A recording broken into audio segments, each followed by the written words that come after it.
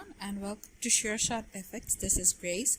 So today we will talk about two indicators, and the first indicator that I'm going to talk about is the supply demand indicator. This indicator is very effective and useful for day-to-day trading for those who likes to trade based on support resistance or according to the supply demand zone. So this indicator will identify the supply demand zone. So with the help of this indicator, we can know when to enter a trade, and also we will get the idea about the perfect SL and TP for that trade. Now let's see how this indicator works.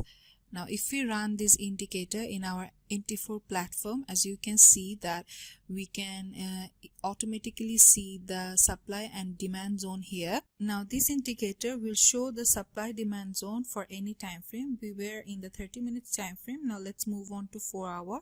As you can see that the supply demand zone is shown according to the 4 hour time frame. Similarly, if we move on to the 15 minutes time frame, then we will see the supply demand zone drawn according to the 15 minutes time frame. Now how do we use this supply demand zone for our trading? So let's see this with an example now. Now if you look closely here, we can see that this is a demand zone and price was moving in an uptrend, creating higher high here. Now if we want to take a buy order here, let's see where our SL should be. Suppose we want to take a buy order in this position, and our SL will be just below the recent demand zone area. So our SL will be right here. As a result, we can grab a price movement keeping our SL small.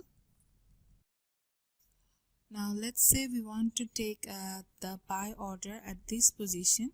So many of us will take a bigger SL right here, and the risk to reward ratio will decrease in that way. But if we could take the SL at this position, then the SL would be small and our risk to reward ratio would also increase.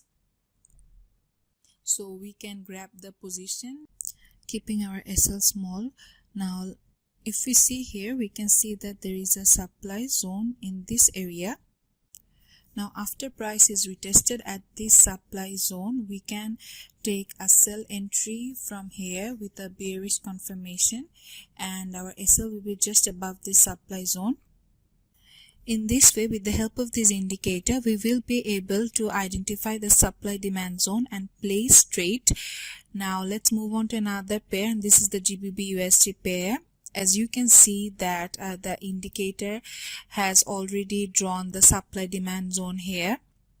So with the help of this indicator, we can identify the supply demand zone effectively and place trade with small SL and get higher gains from these trades. So that was all about the supply demand zone indicator.